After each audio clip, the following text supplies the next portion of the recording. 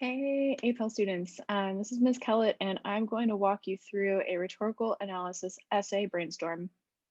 This is the text that is written or spoken by Lady Bird Johnson, and it's about Eleanor Roosevelt at a luncheon of the Eleanor Roosevelt Memorial Foundation. So if you're seeing this video, hopefully you also have access to the slideshow. You can click here to see the text of the speech along with my annotations. And then you can also, you're watching the video, but this is a link for the video that you're watching now. Okay, so just to review, when you're writing a rhetorical analysis essay, you want to select which choices the writer makes that are the most effective given the rhetorical situation.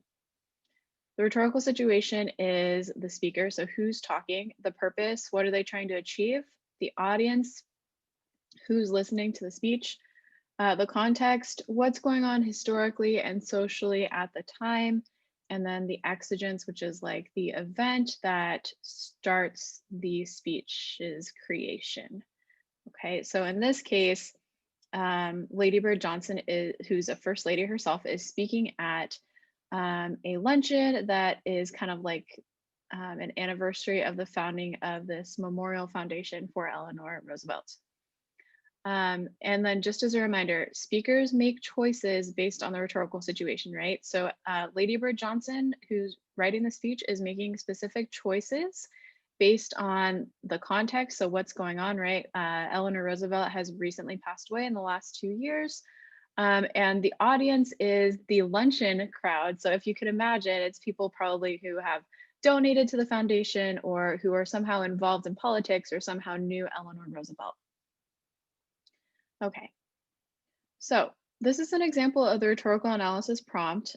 It will always ask you to identify the author's purpose, explain what rhetorical choices they made in order to support their purpose. So here's an example of the prompt. Write an essay that analyzes the rhetorical choices Johnson makes to achieve her purpose of paying tribute to Eleanor Roosevelt. In your response, you should do the following. Respond to the prompt with a thesis that analyzes the writer's rhetorical choices. Select and use evidence to support your line of reasoning. Explain how the evidence supports your line of reasoning.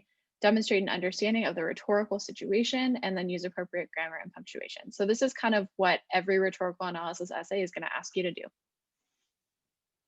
Okay, so the example that I'm about to show you is based off of the speech written by Lady Bird Johnson about Eleanor Roosevelt. And again, you can find my annotations in the text there at the link. Okay, so after you've read and annotated everything, you want to start brainstorming a thesis statement and kind of like an outline of what you're going to have in your body paragraphs. So the first thing you want to make sure you do is you want to make sure you understand the rhetorical situation. So the rhetorical situation is the speaker, purpose, audience, context, and exigence of the speech. So the most important things to think about when you're writing your thesis statement is the purpose. So the prompt tells us the purpose is to pay tribute to Eleanor Roosevelt, but I'd like to argue that specifically in the speech, which you can look at my annotations, Johnson's actually trying to get people to take action like Eleanor Roosevelt did instead of just talking about the great things that Eleanor Roosevelt did. The audience, as I mentioned before, are people at the Eleanor Roosevelt Memorial Foundation. They're probably high status. They might be politicians or donors, friends or acquaintances of Eleanor Roosevelt, and they probably know about or care about Eleanor Roosevelt, and they're probably still grieving her death because the context is that it has happened, that this speech is happening recently after her death. And it's also the 1960s, so we might want to keep in mind that there's some civil rights movement stuff happening. Okay, step 2 is to identify the top 2 or 3 rhetorical choices that the speaker, Lady Bird Johnson, makes in her speech. Okay, so to me, ethos or shared values is really prominent in the speech as well as pathos. So I chose those 2 because first, I know that the audience probably values social status, right? They are probably politicians just based on like a luncheon at a foundation, or they're donors, so they're like rich. And so they might be the kind of people who need other people of status, of high status, to speak in order to believe that things are true. So Lady Bird Johnson does establish this credibility based on status in a couple of different ways. She um, specifically, explicitly says that she knew Eleanor Roosevelt personally. And then she also draws on the words of well-known people, including Marcus Aurelius, a rabbi during the Holocaust, and Dr. Samuel Johnson. Um, and she uses all of their words to kind of explain what makes a person great or exceptional. Um, and then she basically goes on to say, this is how Eleanor Roosevelt was great and exceptional. So I think that the fact that the audience is going to really appreciate those like nods at social status, I think that that is a key choice that she makes. It's going to be really effective. The second thing that I thought is that the audience is there to remember Eleanor Roosevelt. And so they must know of her or care about her and respect her. And since she's only died about 2 years previous to the speech, it could be that they're still grieving her death, or they're still, thinking about her and missing her. And so when Johnson tells them, Eleanor Roosevelt would not want us to sit around and just talk about her. She would want us to do things, right? She is appealing to their grief, right? She's appealing to their emotions and their like respect for someone who has just recently passed away. Um, and so I think that that is another very powerful choice that Johnson makes in a couple of different places and a couple different paragraphs in the speech. So those are the two that I've chosen. You can choose different ones. Another thing might be exemplification, because um, Johnson chooses specific things that Eleanor Roosevelt did as very specific examples of taking action, right? So that could be another thing that you include as a rhetorical choice. Okay, so step 3 is drafting a thesis statement with the following parts.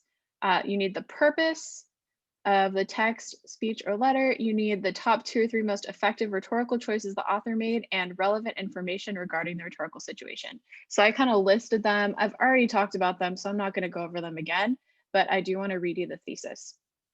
Keeping in mind the fact that her audience is both highly concerned about social status and is perhaps still grieving the loss of Eleanor Roosevelt, Lady Bird Johnson refers to the words of several credible historical figures and clearly outlines how Miss Roosevelt would want people to handle their grief.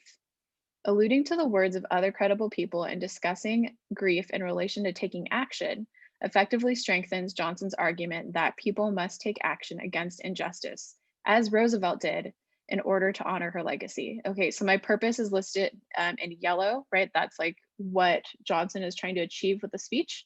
The rhetorical choices are highlighted in green, and then I have the rhetorical situation in red.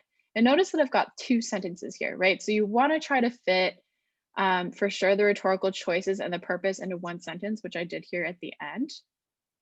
But I also thought that including the rhetorical situation nearby was really important. So this would be something that I put in my intro paragraph.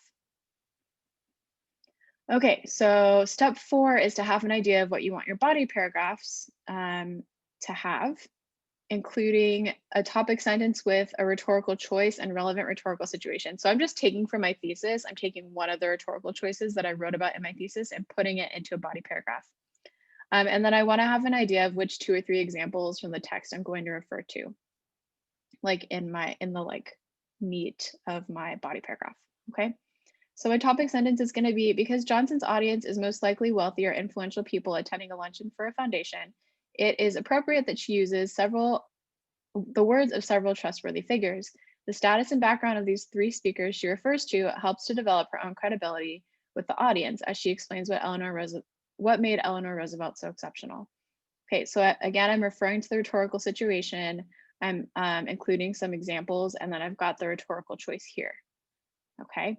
And then the examples that I want to use, I just kind of like listed them. Now, if you were doing this on your computer or even like on a piece of paper, you could just go back and like star those sections of the text, or like say body paragraph 1 next to all of the parts that you wanted to include. You wouldn't have to like rewrite it, but just to give you an idea, I've listed some examples from the text that fit into, referring to trustworthy figures or like well-known high status figures. Okay. Okay, and now I have my second body paragraph doing the same thing. Here's my topic sentence. At the time when Johnson gives the speech, Eleanor Roosevelt has just passed away nearly 2 years earlier. The audience, who probably knew her or at least greatly respected her, is most likely still feeling the loss of a great woman. By recognizing their grief, Johnson is appealing to the emotions of the audience in order to motivate them to take action, the same way that Roosevelt did while she was alive and even after her own bereavement. Okay, so I'm basically saying that she's taking advantage of the audience's emotions in order to motivate them to act instead of just sitting around and talking. And then some examples are she talks about how if people aren't taking action, then their grief is an empty thing, right? Like there's no point in grieving if they're not going to do something.